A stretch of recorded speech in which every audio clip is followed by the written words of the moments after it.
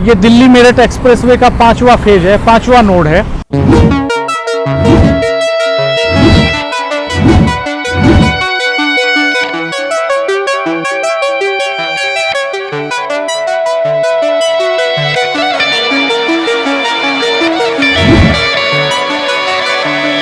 बहुत construction work बाकी है इस फेज पर। अगर 6 महीने दिन रात काम चले अगले 6 महीने, तब भी ये पूरा नहीं हो पाएगा।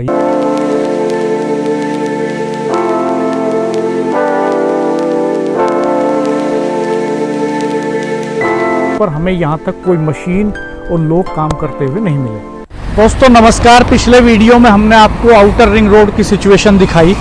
एक नए प्रोजेक्ट पर आए हैं। ये दिल्ली मेरठ एक्सप्रेसवे का 5वां फेज है, 5वां नोड है और ये हापुड़ रोड को कनेक्ट कर देगा जैनुद्दीनपुर गांव के पास में, जो परतापुर से डासना के बीच में पड़ता है।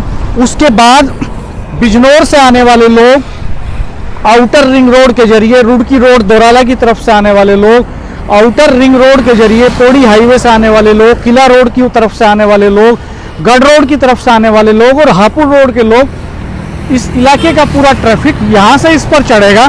उसको परतापुर जाने की जरूरत नहीं पड़ेगी और वो सीधे काशी और डासना के बीच में जैनुद्दीनपुर गांव के पास दिल्ली मेरठ एक्सप्रेसवे पर चढ़ जाएगा। इसकी ग्राउंड रियलिटी चेक करते हैं। हमारे केंद्रीय मंत्री नितिन गडकरी जी बार बार दावा करते हैं ना कि भाई मेरे पास 10-20 हज़ार करोड़ के प्रोजेक्ट्स के लिए आओ, उससे कम के प्रोजेक्ट के लिए मत आना। पहले देखिए, हापुड़ रोड की लोकेशन है दिल्ली मेरठ एक्सप्रेसवे की। इंटरचेंज बन रहा है ये बेसिकली। यहाँ पर आप देखिए काम एकदम बंद पड़ा है। गर्डर्स रखे हैं, पिलर्स जहाँ के तहाँ पड़े हैं और उस तरफ आप देखेंगे तो यहाँ पर इंटरचेंज कनेक्ट होगा। यहाँ मतलब चढ़ने और उतरने का लिंक बनेगा दिल्ली मेरठ एक्सप्रेसवे का।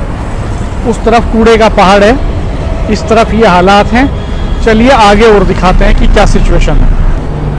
देखिए, कोई मजदूर, कोई इंजीनियर काम पे नहीं लगा है। ऐसा लगता है कि प्रोजेक्ट अधर में लटका पड़ा है, छोड़ के चले गए हैं, कोई काम नहीं हो रहा।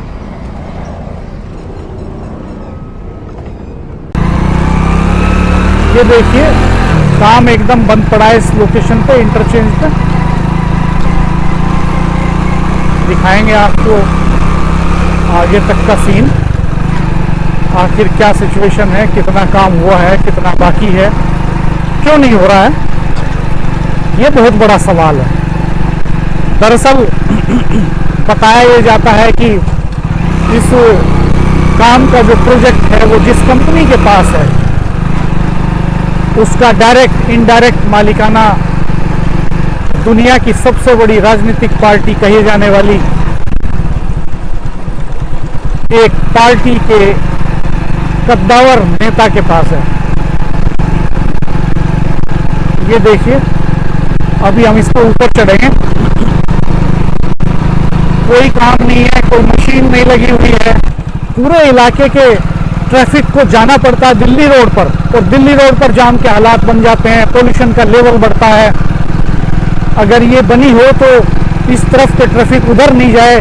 बिजली बम्बा बाईपास पर जाम लगने की एक बड़ी वजह भी यही है और शहर के अंदर भी इससे जाम लगता है।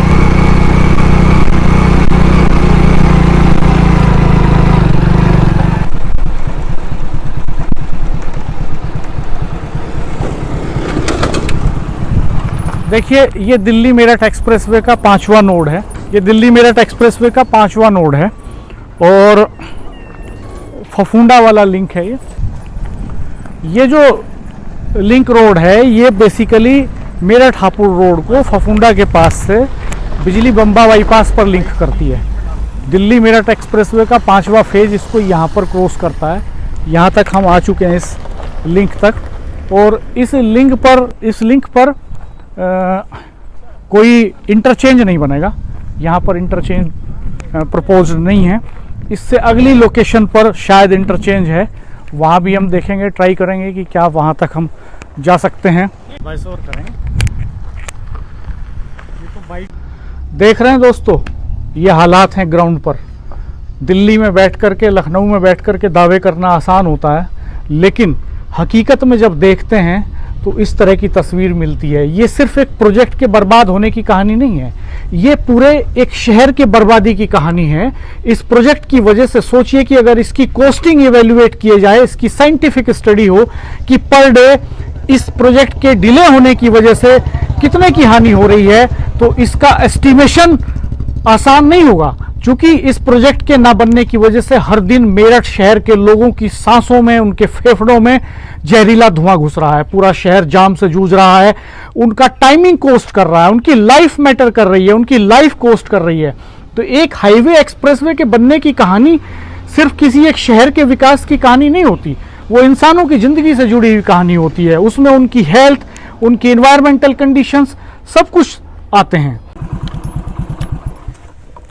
दोस्तों, ये दिल्ली मेरठ एक्सप्रेसवे का जो 5वां फेज है, यहाँ पर मेरठ हापुड़ रेलवे लाइन को क्रॉस करेगा। ये आप देख रहे हैं सामने रेलवे लाइन है और ये यहाँ पर एक ओवरब्रिज बनेगा। बहुत कंस्ट्रक्शन वर्क बाकी है इस फेज पर। अगर 6 महीने दिन रात काम चले, अगले 6 महीने, तब भी ये पूरा नहीं हो पाएगा। यानी अब हम सितंबर में चल रहे हैं, 2025 में इसके पूरा होने की कोई संभावना, कोई गुंजाइश दूर दूर तक दिखाई नहीं देती, क्योंकि पूरे प्रोजेक्ट पर हमें यहाँ तक कोई मशीन और लोग काम करते हुए नहीं मिले।